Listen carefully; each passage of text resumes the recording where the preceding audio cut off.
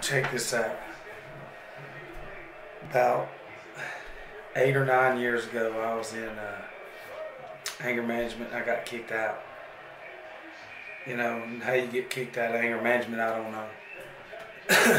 But anyways, on the way out, this anger management slash counselor slash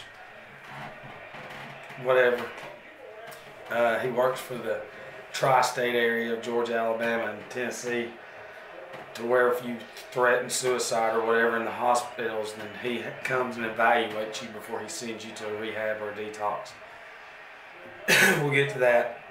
Anyways, he kicked me out, and we was standing out front, and he told me, he said, "I'll see you on the front page for murder one day." You know, and then it's like, wow, because I'd always been in trouble. And the more my story is revealed, I'm not the only one. Most of us out there have been in the same boat.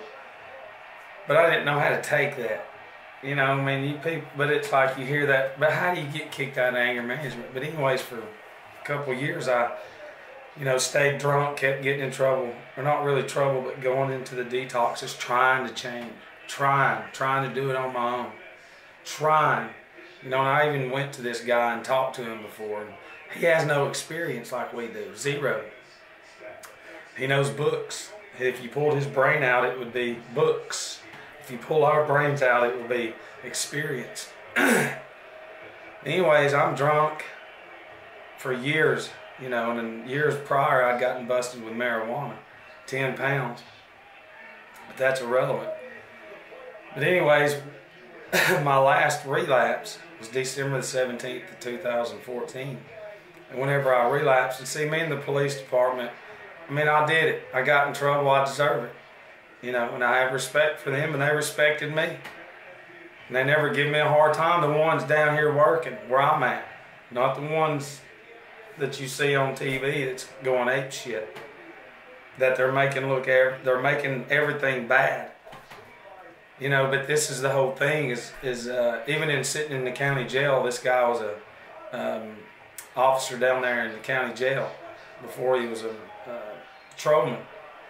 And anyways, we kind of manifested a relationship in there. The ones I know didn't look at me a few, but not just because I'm in there, I'm not different. And this man, I had relapsed that day. And when I went to the hospital, because I'd blacked out, and they took me up there. And when I opened my eyes, the police were here, not that guy, but the police were here, 2 of them. And they said that I looked like I had just Satan in my face. But anyways, when we get to the hospital, this other guy was there, the police officer. But at the foot of the bed was the anger management guy from years prior. And he was there to evaluate me, and he was sitting like this. And his glasses were down, and he said, "You remember me?" And they say a psychic change happens. When I saw that man laying in the hospital bed, something inside of me ignited right then. And I feel like it's my experience through everything. The persistence on trying to get there on my own and really trying. But my higher power finally having enough. And I look at it like we're on a mission. If we're watching this and doing all this other stuff like we're trying to do, and we've made it through it, our higher power has put us through all that, pulled us out of it for the experience to go out and help more people because of the design that put us there in that situation to begin with, that he has no idea about. But that fire started burning, and he just wanted me to say it. I want to harm myself so he can, 10, 13, whatever they call it. And the officer was sitting there that I know, and I said, "Man, what the fuck?" I said, "Give me a cigarette." He said, "You don't smoke." And I said, "Get me a fucking cigarette." We went outside. He had to go with me, But we're sitting there, and he said, "What are you going to do?" And I said, I just want to go home and kill myself." I said, "This is bullshit." And he said, "Dude, look, go down there and do it again." I said, "You know how many times I've done this?" It's just you feel like a complete failure, but the persistence not stopped, and I finally had to give it to somebody else other than myself. But he said, "I want you, go." And I listened to that man, you know, and see these chain of events. But I told him, and I looked him dead in his eyes, and I said, when I fucking come back, it's on.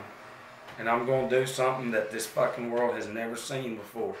He's like, I'm sure, but, you know, hopefully you'd be saying that drinking. But he knew something happened. Prior to that, I was in Ridgeview, and the old man that was 90 came up and shook my hand in that detox. And he looked at me dead in the eyes and said, you got it. He had 48 years, 47 something. And but the way he grabbed my hand was another, like, vibration, an impulse from somebody that has lived a half a century of sobriety. And he looked me in the eye, and I believe in this shit. If you're real about it and you look for it, you're going to find it, you know.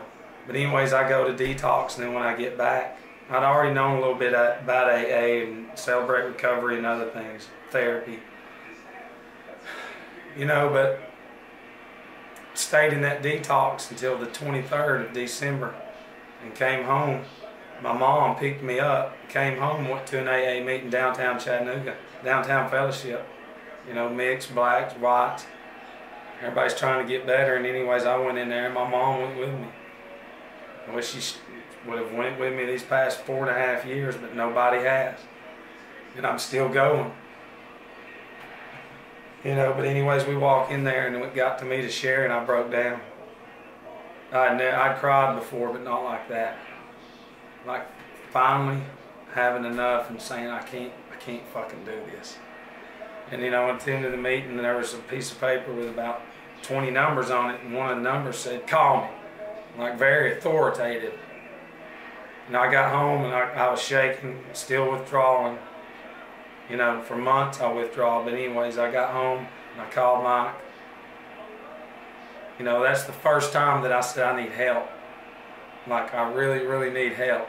I don't know what I'm fucking doing. Black man.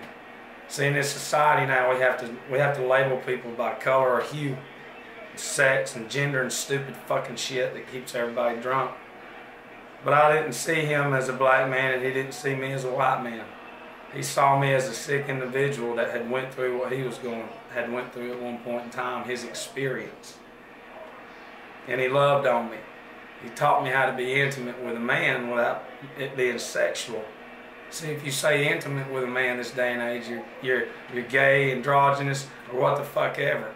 I can't say that in a serious professional way, because I am going to say it, you know. He didn't force me into anything. He allowed my mind to come around and evolve back into what it was created to be, to think, you know, to be able to be taught, to listen. You know, and we work some steps. Whatever kind of work there is out there, there is. But to really get into it, admit it, believe in my higher power, do an inventory. You know, every day, work something.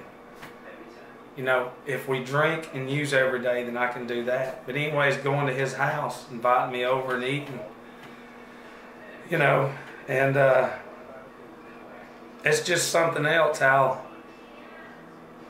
when society is nothing, it can't get better the way it is with everybody addicted to something, you know. And I owe everything to my higher power, who sent me messengers dressed in police clothing, black men, through an anger management person who knows it all from the books, you know.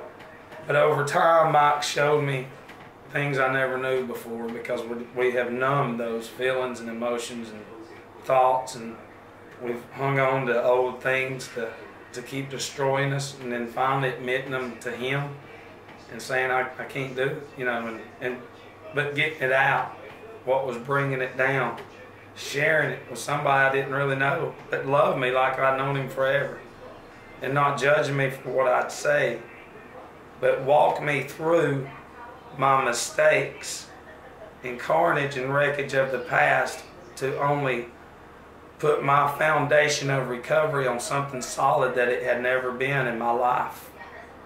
Something that ain't never going to be moved. And you see what happens, you know, to throw away passions over time, to stay in studying, to stay in something, to stay in fitness, to stay connected, to stay in the son of a bitch. You know, and Easy does it. You know, and he's always saying it is what it is, and it is. If it looks like a duck and walks like a duck and talks like a duck, guess what? It's a fucking duck. You know. But I wanted to share that because a phony therapist, a policeman, a black guy, that point in time created this. But before that, Robert, a close friend of mine, like a brother, had passed away, and his brother had moved in town and started training me. I'm going to do another video on that.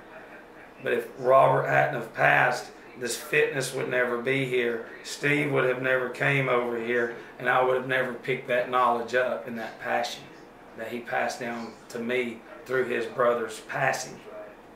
See, out of death, diamonds rise up, warriors. I'm talking about warriors. Because I feel like a lot of Robert's energy has, I don't care what anybody thinks, it's insane when you block everything out and you focus on what's been here forever. And why we can't get better, it's because it's not fucking natural. None of it is. It's not from nature, it's not from earth. It's all chemicals, and it's everything coming down from the sky and all that shit. You know, it's in all the stores, the pharmacies, cigarettes, the mass alcohol, mass everything, mass sugar, mass candy, everything. You know, but I'm always grateful for those three, and I'm going to stand up for them. I'm going to stand up for everybody, and I love you. Later.